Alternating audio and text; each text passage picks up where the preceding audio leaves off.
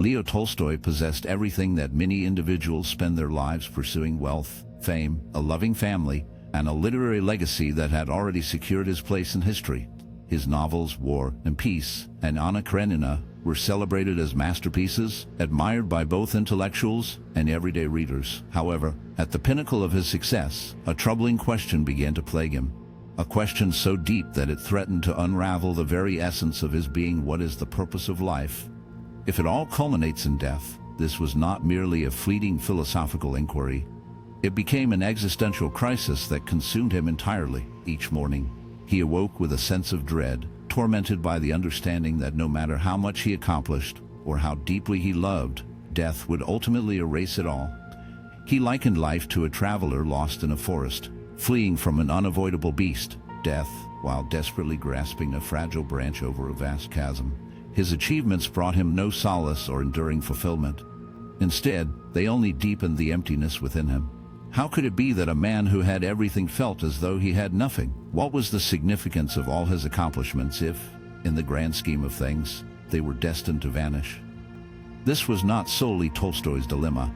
It reflects the unvoiced anxiety that resides in the hearts of many who have attained their goals, only to discover they feel more adrift than ever.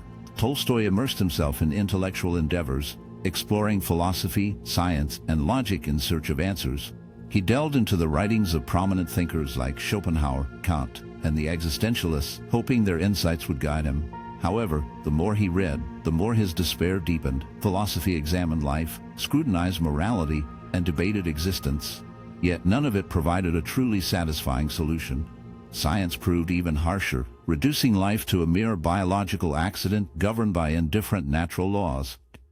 He came to understand that reason alone could not resolve the tormenting question, why do we live if we must inevitably die? Instead of easing his suffering, rationality intensified his anguish. If everything was destined to end, if every love, joy, and triumph would eventually be erased by time, what purpose could there be? Tolstoy identified two logical responses to this predicament: either accept that life is ultimately meaningless and succumb to despair, or take his own life to escape the unbearable absurdity of existence. He was tempted by the latter option, confessing that he had to hide ropes from himself and refrain from carrying a gun, fearing he might act on his suicidal impulses. This was not mere dramatization. It was the logical outcome of his realization that, within a purely rational framework, life lacked ultimate meaning. Yet, despite his despair, he held on to life. Something inside him resisted the notion that meaning was merely an illusion. Rather than giving in, he shifted his focus to something he had long overlooked: the individuals who lived without wealth, fame, or intellectual refinement, yet somehow appeared at peace. As Tolstoy observed the world around him, he grew increasingly intrigued by the lives of ordinary working-class people, farmers, peasants, and laborers. These were individuals who, by all logical standards, should have felt more despair than he did. They lacked luxuries, significant intellectual accomplishments, and enduring legacies, yet they experienced a quiet sense of contentment. He became captivated by the lives of these simple working-class individuals who, despite their circumstances, accepted life as it was and embraced its challenges and joys with a sense of purpose that eluded him. What insights did they possess that he did not? Unlike the intellectual elite, these people did not seek meaning through abstract thought or philosophical inquiry. They embodied their meaning. They discovered it in their families, traditions, and connections to the land and one another. They did not question whether life had meaning.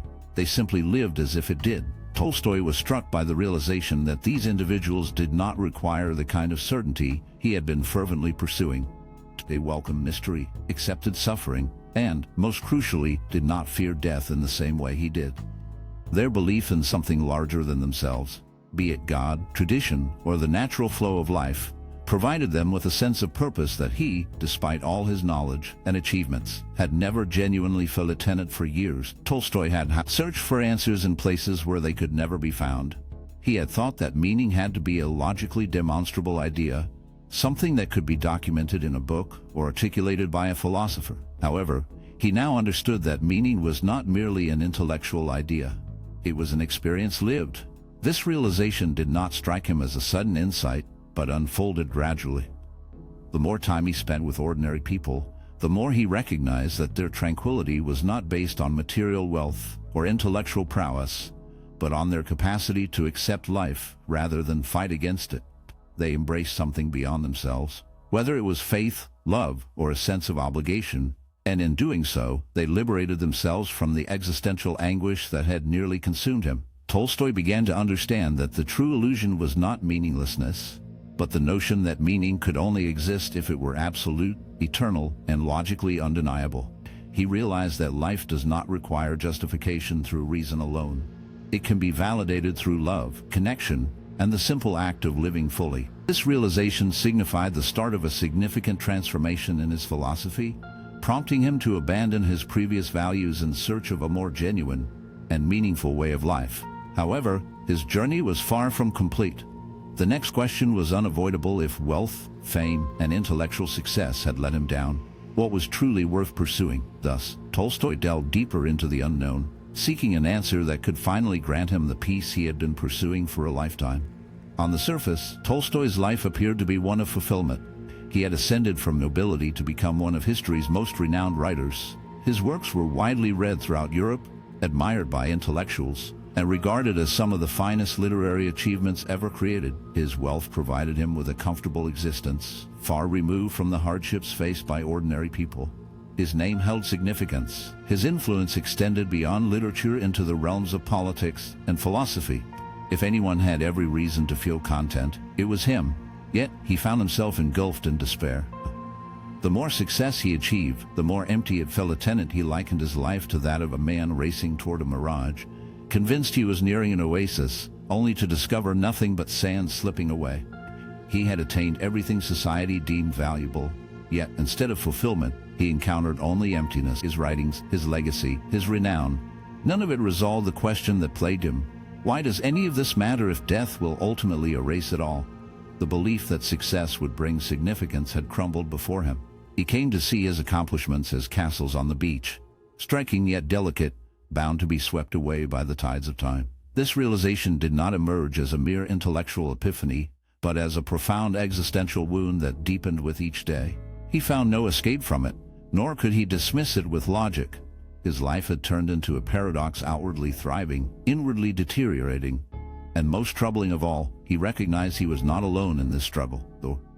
The world was filled with individuals pursuing the same illusions, believing that the next achievement, the next success, or the next acknowledgement would finally grant them the solace they yearned for. Tolstoy was starting to confront a painful reality. Perhaps the aspirations we are encouraged to pursue do not actually provide true meaning to life. Resolute in his quest for answers, Tolstoy did what he had always excelled at. He engaged in profound analysis. If his personal successes had not yielded meaning, perhaps the collective achievements of humanity could shed light on the matter. He delved into the most significant contributions of civilization: art, science, philosophy, and politics, searching for a thread of meaning that could validate human existence. Yet, the more he scrutinized these monumental accomplishments, the more he recognized their shortcomings. Science could elucidate the mechanisms of the world, yet it fell short of explaining its very existence. Art had the capacity to convey beauty and anguish, but it could not address the inherent absurdity of life. Philosophy could probe the nature of reality and develop intricate frameworks of thought, but no philosopher had ever truly resolved the tormenting question: why continue living if life is ultimately finite? Even morality, the cornerstone of human ethics, seemed ineffective against the certainty of death. If all human endeavors were transient, if every civilization was bound to crumble, and if every accomplishment would eventually vanish, then was it not merely a futile effort to divert ourselves from the unavoidable reality? Tolstoy recognized that even the most brilliant minds throughout history had confronted the same existential void, and none had triumphed over it. Some had embraced life's absurdity and lived as though meaning was irrelevant. Others had sought solace in temporary pleasures, yet none of these responses fulfilled him. He craved the truth, regardless of its discomfort, and the truth, as he perceived it at that moment, was daunting. Human advancement had bestowed upon us knowledge, power, and art, but it had failed to provide meaning. If neither personal success nor collective accomplishments could yield answers, then where else could he turn? Tolstoy began to contemplate those around him, his contemporaries, the intellectuals, the artists, and the aristocrats. Many of them existed in a state of quiet despair, though few openly acknowledged it. Some sought to fill their emptiness through indulgence, while others turned to endless distractions. Yet beneath their polished facades lay an unspoken reality. They were just as lost as he was. He recognized it in the eyes of his fellow writers. Men who had achieved literary greatness, yet lived in constant anxiety, fearing their next work would fall short. He noticed it in the noblemen who owned grand estates, but spent their days ensnared in a cycle of excess and monotony. He observed it in the scholars who took pride in their intellect, yet found no genuine joy in their findings. These individuals possessed everything society valued: wealth, status, and admiration. Yet they drifted through life as if in search of something elusive. The most frightening realization was that many had ceased their search entirely. They had come to accept their emptiness as the norm and resign themselves to it. Tolstoy, however, could not accept this conclusion. He refused to believe that life was merely an elaborate act, with distraction or despair as the only choices. If there was no significance in the realm of success, then meaning must be found elsewhere. But where could that be? In his urgent quest, Tolstoy began to look beyond his own social standing. If wealth and status had not provided answers, perhaps the truth lay with those who lived outside the illusions of privilege. He focused on the working class, those who toiled in the fields, constructed homes with their own hands, and lived without the comforts of intellectual rationalizations. These individuals, by all reasoning, should have been even more despondent than he was. They lacked the luxuries, the status, and the recognition that he had accumulated throughout his life.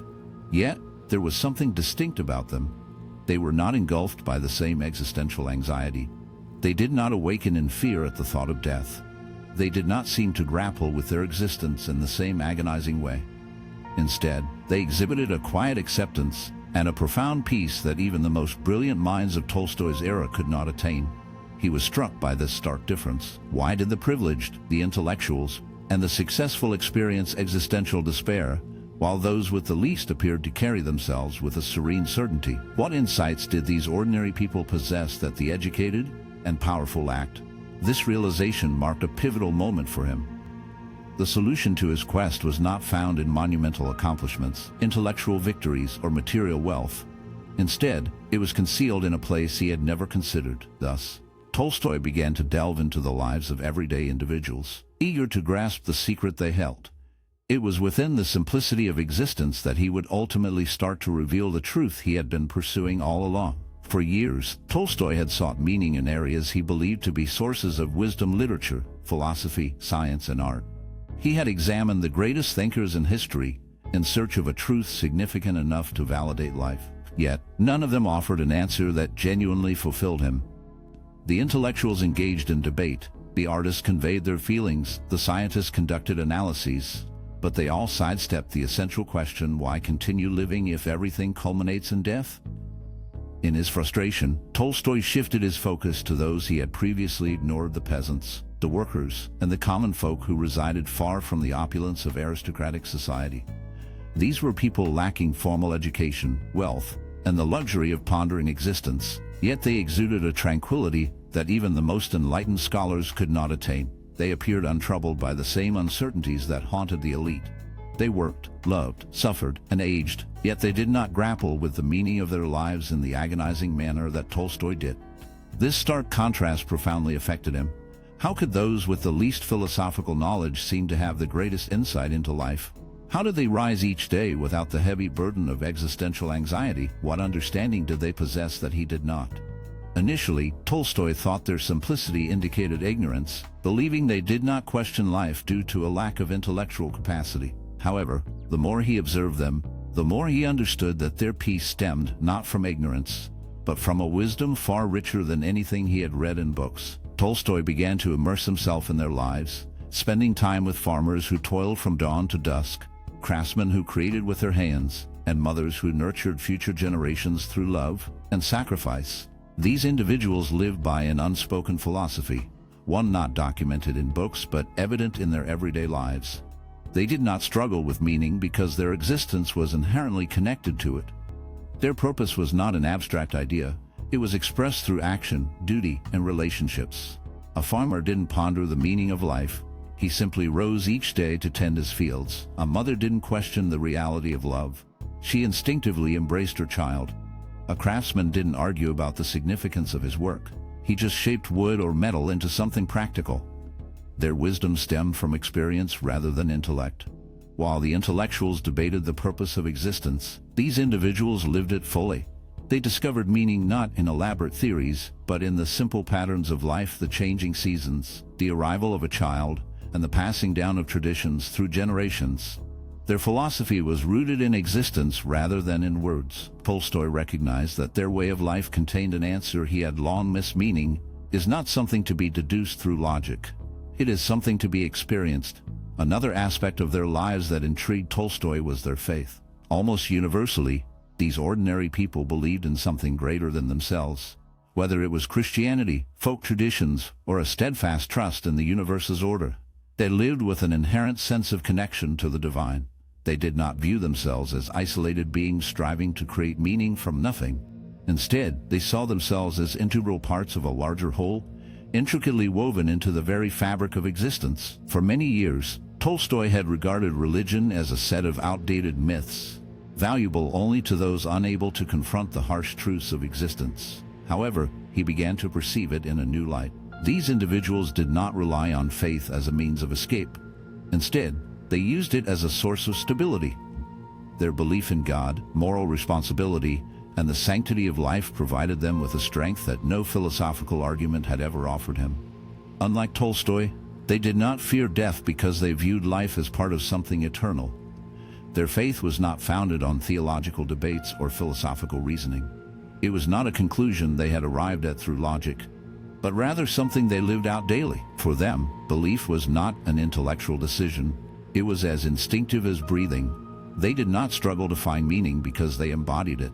This realization profoundly affected Tolstoy. Could it be that the very thing he had long rejected was the answer to the peace he had been seeking? This insight represented a pivotal moment in Tolstoy's life. He had always thought that true understanding could only be achieved through intellectual effort, logic, and reason. Yet now he recognized that there existed another kind of knowledge, one that could not be documented or dissected, but could only be felt.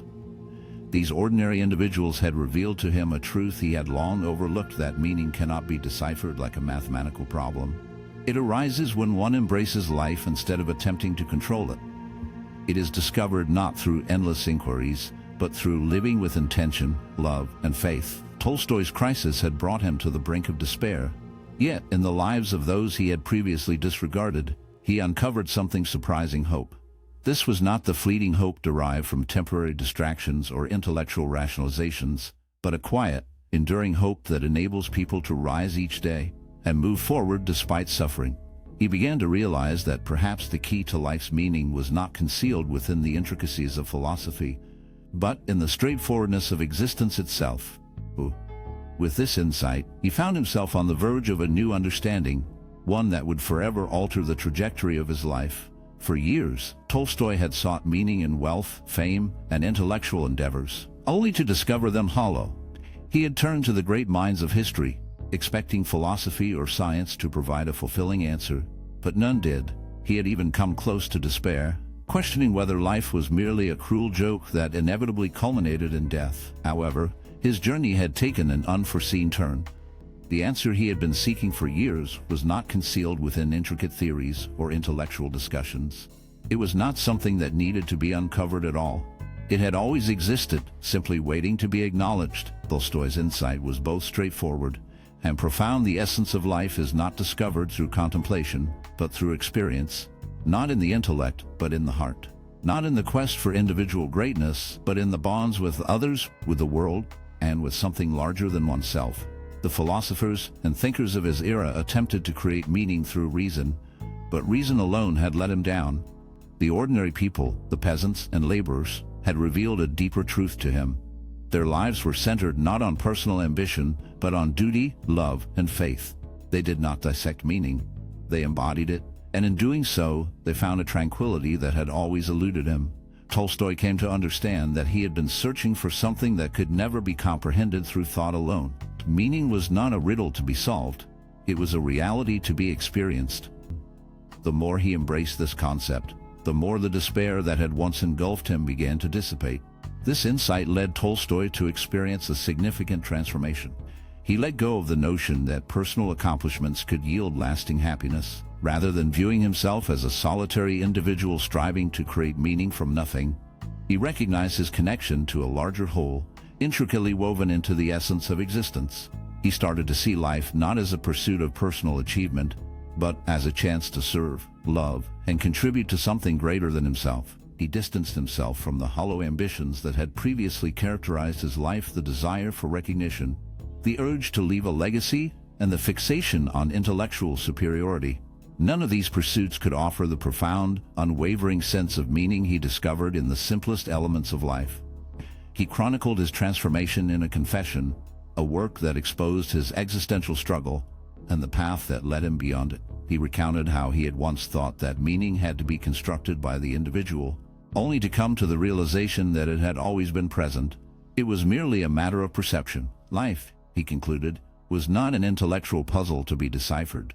It was an act of surrender. Tolstoy's revelation was not solely personal. It fundamentally altered his entire perspective. His subsequent works adopted a different tone. In his earlier works, the author delved into the intricacies of human nature, while in his later writings, he aimed to distill life to its core essence. He became increasingly preoccupied with moral and spiritual dilemmas, often finding himself at odds with the Russian Orthodox Church and the aristocracy as he advocated for principles of simplicity, humility, and nonviolence. He renounced his previous affluence and adopted a peasant's attire. He donated much of his possessions, chose a humble lifestyle, and fought for the rights of the impoverished. He lost faith in the ability of institutions or governments to foster a just society, instead believing in the capacity of individuals to live with integrity and love. His final years were characterized by a profound dedication to this new philosophy. He turned away from the comforts of privilege and embraced a lifestyle that reflected the wisdom of the ordinary people he had once disregarded.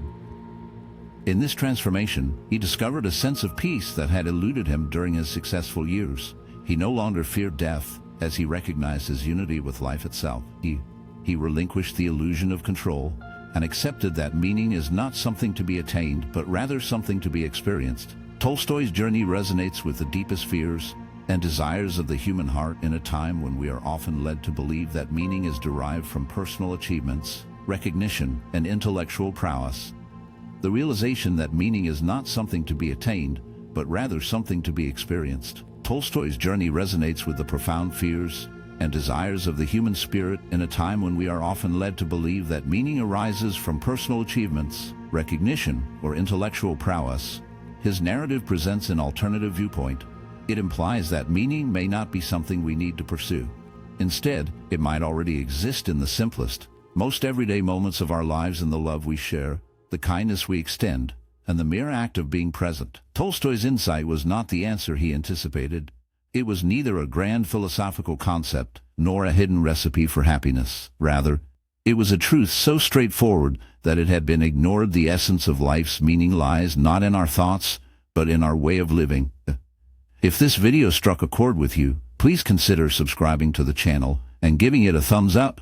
Your support helps spread these meaningful discussions to a wider audience.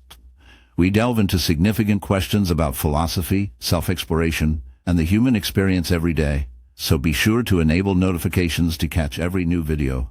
Thank you for being part of this journey. See you next time.